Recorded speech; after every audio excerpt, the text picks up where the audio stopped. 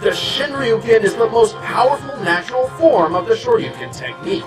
Well, so long as you're not possessed by evil murder energy, but you should watch Ryu vs. Scorpion to learn all about that. With his training complete, Ken returned to America, proving his new discipline and kick-assery by winning several fighting tournaments, including the premier U.S. martial arts tournament, where he won the finals and met his future wife, Eliza.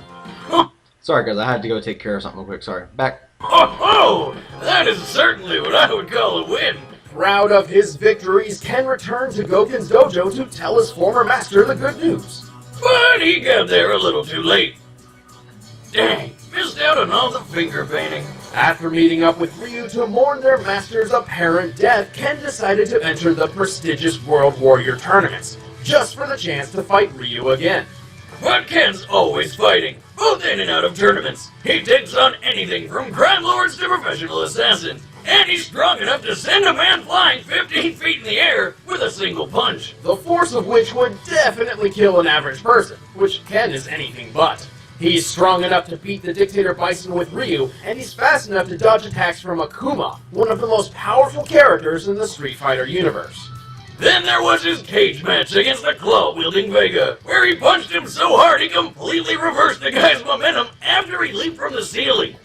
Doing so after losing tons of blood from dozens of lacerations, and with both of his feet broken and impaled. Considering much of a punch's force comes from the lower half of a person's body, this is practically unbelievable. Talk about endurance. I can see how he got his way. The guy's tough enough to fall over 100 feet into the mud, and then just get up more pissed than anything else.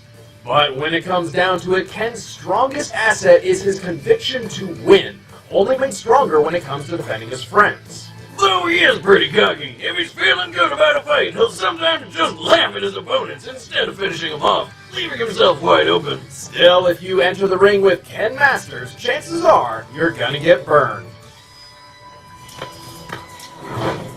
Come on, let's turn up the heat. Terry Bogard was born with nothing to his name. Hell, he didn't even have a last name. Stranded with his brother Andy, Terry grew up an orphan on the dangerous streets of Southtown. Until they were adopted by Jeff Bogard, who immediately introduced them to a regimen of bonding and kicking ass. Now that's a good dad. Well, until he got murdered. When he was only 10 years old, Terry and Andy watched helplessly as their foster father was murdered before their eyes by Geese Howard, a notorious crime lord.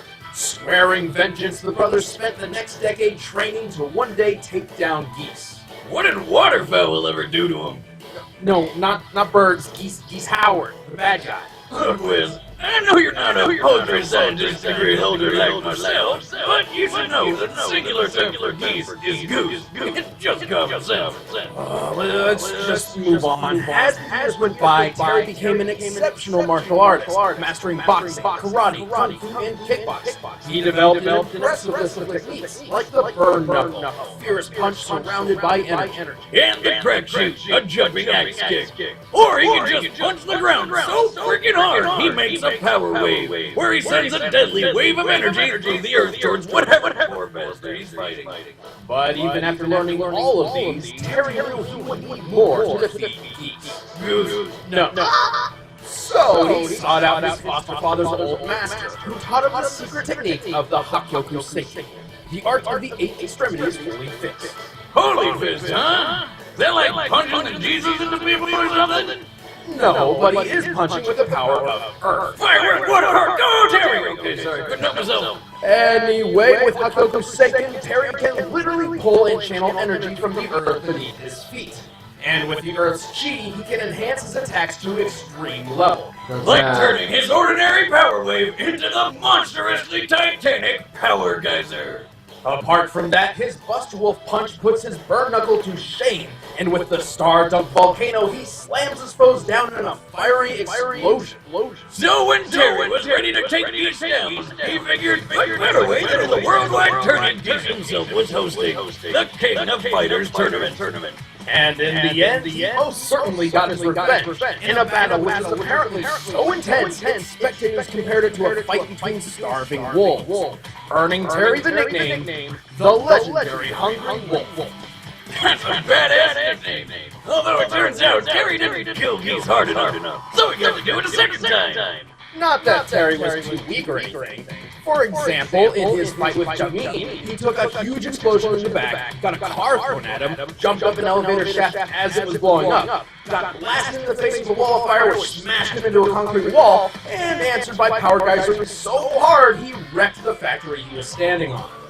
He bled everywhere. But then this chick made him better with a good old strip and cuddle. Oh, and that guy, damn it, he's fast enough to catch bullets. And strong enough to shoot them back with his fingers.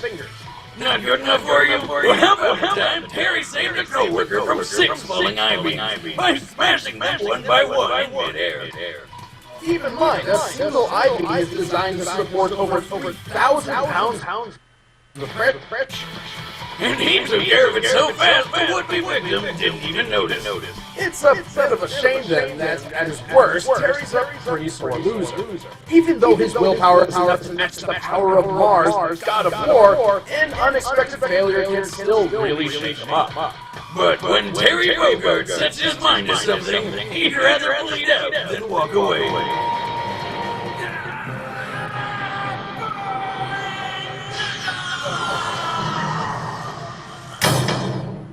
All right, the combatants are set. Let's end this debate once and for all. But first, we've got something to tell you about saving time and eating food, so what's not to love? You know, I'm thinking. I'm leaning more towards Terry, only because the fact that using the energy from Earth to draw his power, and the fact that this Earth might use some kind of mathematic thing. Earth is size of something. I play Street Fighter more than I have King of Fighters, and I'm biased with Ken, and I like Ken, but with the way they're talking about it, it was like Terry is going to win. So let's just skip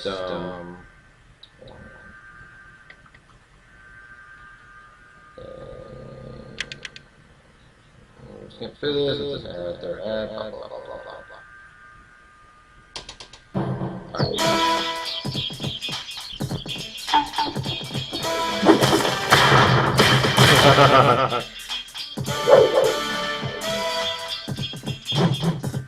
Challenge me after some practice.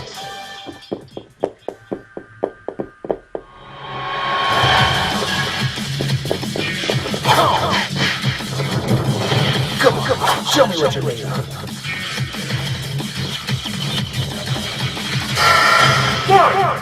Here I go!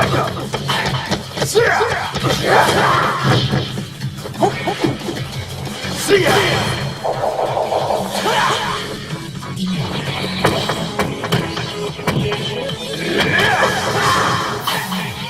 Come on, man. Take this seriously.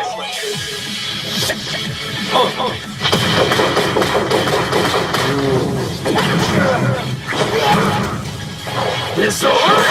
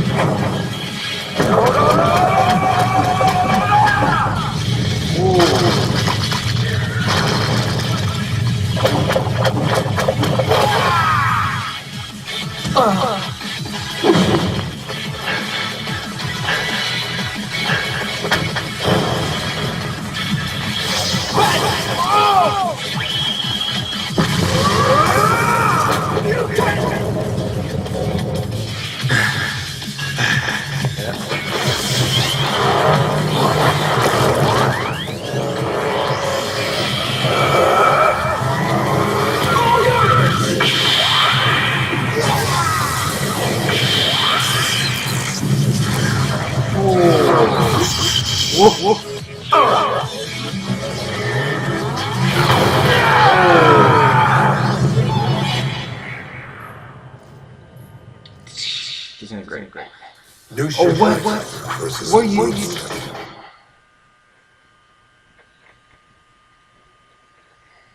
Why did you do this? I'm paused.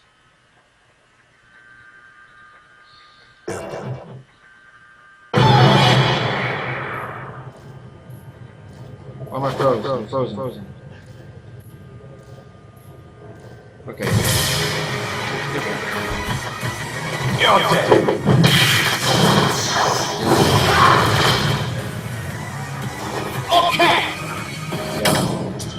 KO! Bummer. So, on the bright side, this means Eliza's single now, right? Boomstick. Just saying what we're all thinking, Liz. Both Ken and Terry had been fighting since they were children, and each won their fair share of tournaments. However, Terry's sheer power too much for Ken to handle. Outside of Tony's, Ken's most notable victories were usually only possible because he had help. Sure, Ken's taken down Zengi, Hugo, and Vega multiple times, who are extremely deadly in their own right, but they aren't nearly as heavy hitters as those on Terry's resume, like Krauser and Mars. Also, keeping up with and surpassing Jameen, who can effortlessly catch bullets, proves Terry can match someone over twice the speed of sound. Much faster than anything Ken's ever shown. Man, when Eliza hears about this, she's gonna feel terrible.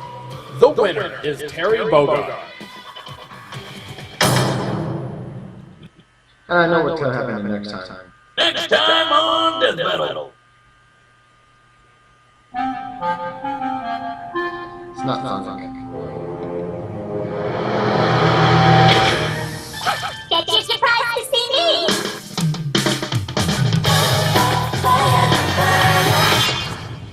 Hey guys, I'm Chad.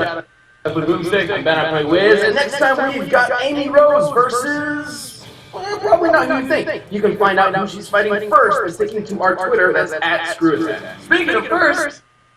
Alright, that's it, guys. That is our reaction. Sorry that happened, like, cut off in the middle of it. I had to go take care of something. But we were able to get back and watch it all. So I hope you enjoyed this. I know it was like a little tiny stream, but it'll turn into a recording, so I really don't care. This is probably the only way I can get to be able to have a recording and reactions at the same time. But yeah, that was pretty cool. I kind of knew he was going to win. But I guess they didn't go much into the thing about Earth and using the energy of Earth. But oh well. Short and sweet, but it was good. It was a good one. Too bad Ken didn't win. I like Ken a lot, but oh well. Hope you enjoyed the reaction. Put down in the comments down below what you think, who you think that Amy will face off. Hammers, my guess, either Kirby with his hammer or King DDD. They did Dragon Ball X, Death Battle X, King DDD and Amy. So we'll see how it goes. I'm wondering if it's King DDD or Kirby. I can't think of anything else that has a wooden hammer. But anyway, put your comments down below who you think. If you like my reaction, hit the subscribe button, hit the like button, excuse me. If you want to see more of my subscriptions, hit the subscribe button and see more of my stuff. And I hope to share it with your friends, Twitter and Facebook. And until then, I'll see you in the next reaction playthrough or unboxing video, wherever it may be. Until then, be good, stay behave, have fun.